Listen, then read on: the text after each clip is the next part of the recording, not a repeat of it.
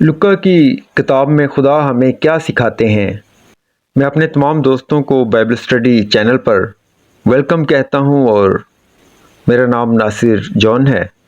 آج ہم لوکا کی انجیل کے بارے میں جانیں گے کہ لوکا کی انجیل میں خداوند ہم سے کیا فرماتے ہیں۔ ان شارٹ ریویو کا یہی مطلب ہے کہ بائبل مقدس میں سے جب بھی ہم کوئی بھی کتاب پڑھتے ہیں تو ہمیں اس کتاب کے بارے میں کچھ آئیڈیا ہونا چاہیے۔ اس سے بائبل مقدس کو سمجھنے میں اور بھی آسانی ہو جاتی ہے۔ تو آئیں آج کے ٹاپک کی طرف بڑھتے ہیں۔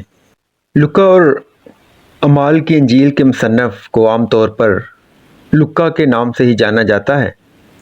اگرچہ مصنف خود یہ نہیں لکھتا، لیکن انجیل کا نام اس کے متن کا حصہ نہیں ہے، بلکہ بعد میں اس میں اضافہ کیا گیا۔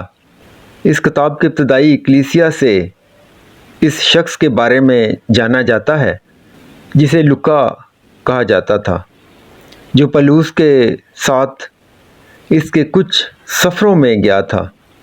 اس لیے اعمال کی کتاب میں ہم دیکھتے ہیں، مثال کے طور پر اعمال کی کتاب 16 باب 11 آیت میں ہم دیکھتے ہیں، پس تروآس سے جہاز پر روانہ ہو کر ہم سیدھے سمتراکے میں اور دوسرے دن نیاپلس میں آئے۔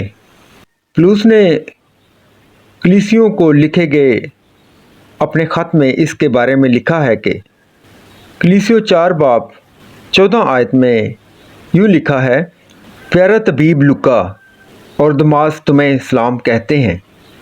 اب یہاں پر ہم اگر دیکھیں تو پیارا طبیب لوکا، پولس رسول ان کو طبیب کہتے ہیں، یعنی کہ فزیشن، جنہیں ہم ڈاکٹر کہتے ہیں، معالج کہتے ہیں، طبیب کہتے ہیں۔ اس سے یہ ظاہر ہوتا ہے کہ لوکا رسول جو تھے وہ ایک ڈاکٹر تھے۔ خدا کا کھلتا ہوا منصوبہ۔ لوکا رسول جن چیزوں میں بہت دلچسپی رکھتا ہے ان میں سے ایک یہ ہے کہ انجیل کو خدا کے منصوبے کے کھلنے کے طور پر پیش کیا جائے۔ مثلاً لوکا رسول لکھتے ہیں کہ یسوع اپنے جی اٹھنے کے بعد اپنے شاگردوں سے کس طرح کہتا ہے۔ آئیں ایک حوالہ دیکھتے ہیں، لوکا رسول کی انجیل 24 باب 46 اور 47 آیت میں، اور ان سے کہا، یوں لکھا ہے کہ مسیح دکھ اٹھائے گا اور تیسرے دن مردوں میں سے جی اٹھے گا، اور یروشلم سے شروع کر کے سب قوموں میں توبہ اور گناہ کی معافی کی منادی اس کے نام سے کی جائے گی۔ لوکا خدا کی تاریخ اور منصوبے پر زور دیتا ہے۔ ہم نے اس کی خوشخبری کے آغاز میں پڑھا کہ کس طرح لوکا کی انجیل 1 باب 1 آیت میں ہم دیکھتے ہیں، کیونکہ بہتوں نے اس پر کمر باندھی ہے کہ جو باتیں ہمارے درمیان واقع ہوئیں ان کو ترتیب وار بیان کریں، اور اپنی انجیل اس ارادے سے لکھی کہ وہ آئیں اس کے بارے میں ایک حوالہ پڑھتے ہیں۔ لوکا کی انجیل 1 باب 1 سے 4 آیت، کیونکہ بہتوں نے اس پر کمر باندھی ہے کہ جو باتیں ہمارے درمیان واقع ہوئیں ان کو ترتیب وار بیان کریں، جیسا کہ انہوں نے جو شروع سے خود دیکھنے والے اور کلام کے خادم تھے ان کو ہم تک پہنچایا۔ اس لیے کہ آئے معزز تھیوفلس، میں نے بھی مناسب جانا کہ سب باتوں کا سلسلہ شروع سے ٹھیک ٹھیک دریافت کر کے ان کو تیرے لیے ترتیب سے لکھوں، تاکہ جن باتوں کی تو نے تعلیم پائی ہے ان کی پختگی تجھے معلوم ہو جائے۔ یہ تمام باتیں جو ہیں انہوں نے تھیوفلس کے نام لکھی تھیں۔ اس طرح ہم دنیا کی تاریخ کی تصویر دیکھتے ہیں جہاں طاقتور شہنشاہ قیصر اگسٹس حکم دیتا ہے کہ تمام دنیا کا اندراج کیا جائے، جس طرح مسیح بیت لحم میں پیدا ہوا ہے۔ جب اعمال کی کتاب کا اختتام इस हकीकत पर होता है कि पलूस रसूल रूमी सल्तनत के दारुल हुकूमत रोम में हैं। आए यहाँ पर एक हवाला देखते हैं। अमाल की किताब 28 बाब 31 आयत में क्या लिखा है। और जो उसके पास आते थे उन सब से मिलता रहा और कमाल दिलेरी से बग़ैर रोक टोक के खुदा की बादशाही की मनादी करता और खुदा यसू मसीह की बातें सिखाता रहा। रूल कुदस के काम। खुदा की निजात की तारीख के आगे लुक्का इंजील का मुसन्नफ़ भी है जो रूल कुदस के काम के बारे में बहुत कुछ लिखता है। लुक्का पहला और दूसरे बाब में हम देखते हैं कि रूल कुदस किस तरह लोगों की रहनुमाई करता है ताकि वो खुदा की मर्ज़ी से काम करें। यूहन्ना बपतिस्मा देने वाला रूल कुदस से भर जाएगा। रूल कुदस मरियम पर आती है ताकि वो हामला हो। मार्था रूल कुदस से भरी हुई है और मरियम की हौसला अफजाई करती है। ज़करिया रूह से भरा हुआ है। रूह शमाऊन पर है और उसने उसे वादा किया है कि उसकी रहनुमाई करेगी। यूहन्ना बपतिस्मा देने वाला वादा करता है कि जो इसके पीछे आएगा वो रूल कुदस और आग से बपतिस्मा लेगा। और हम ये भी देखते हैं कि अमाल की किताब में भी ऐसा होता है। यीशु की हमदर्दी। लुका इस दर्दमंदी का इजहार करता है जो यीशु ने पसमानदा लोगों के लिए की।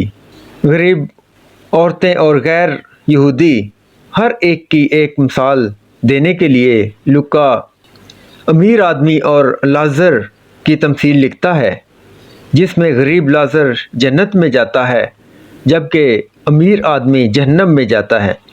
लुका वो है जो हमें यीशु की पैरवी करने वाली औरतों के बारे में बताता है। लुका वही है जो हमें अच्छे सामरी की तमसील बताता है जिसमें यीशु एक सामरी यानी कि यीशु के दौर में यहूदियों के बदतरीन दुश्मनों में से सामरी एक थे। उसकी मिसाल के बारे में भी बताते हैं कि अपने पड़ोसी से मोहब्बत करने का क्या मतलब है। लुका हमें ये भी बताते हैं कि खुदा किस तरह इंचार्ज हैं। मुख्तसर ये कि लुका खुदा के ज़रिए हमें सिखाता है कि वो किस तरह आलमी तारीख़ का इंचार्ज है। यीशु की मौत के ज़रिए मुफाहमत के अलावा यीशु ने हमारे लिए रूल कुदस भी जीत ली जो हमें इसकी गवाही देना और इसकी पैरवी करना सिखाता है। यीशु की बादशाहत में खुदा पसमानदा लोगों की तलाश करता है और इन्हें अपनी बादशाही में इकट्ठा करता है। बादशाही इनकी है। आए एक हवाला देखते हैं। लुका रसूल की इंजील 6 बाब 20 और 23 आयत। मुबारक हो तुम जो अब भूखे हो क्योंकि असुदा होंगे। मुबारक हो तुम जो अब रोते हो क्योंकि हंसोगे। जब इब्ने आदम के सबब से लोग तुमसे दावत रखेंगे और तुम्हें खारिज कर देंगे और लान तान करेंगे और तुम्हारा नाम बुरा जानकर काट देंगे तो तुम मुबारक होंगे। उस दिन खुश होना और खुशी के मारे उछलना इसलिए कि देखो आसमान पर तुम्हारा अजर बड़ा है क्योंकि उनके बाप दादा नबियों के साथ भी ऐसा ही करते थे। जबकि इसके साथ साथ ये पैगाम उन लोगों को ख़बरदार करता है जो समझते हैं कि वो अमीर हैं। इसकी बजाय खुदा से मालामाल होना ज़्यादा अहम है। आए एक आखिरी हवाला देखते हैं। लुका की इंजील 21 बाब 12 और 13 आयत। लेकिन इन सब बातों से पहले वो मेरे नाम के सबब से तुम्हें पकड़ेंगे और सताएंगे और इबादत खानों की अदालत के हवाले करेंगे और कैद खानों में डालेंगे और बादशाहों और हाकिमों के सामने हाज़िर करेंगे और ये तुम्हारा गवाही देने का मौका होगा। यकीनन लूका रसूल की इंजील के बारे में जानकर हमें काफ़ी मालूमात जो है वो मिली है और बहुत से लोगों ने बरकत पाई है। Thank you.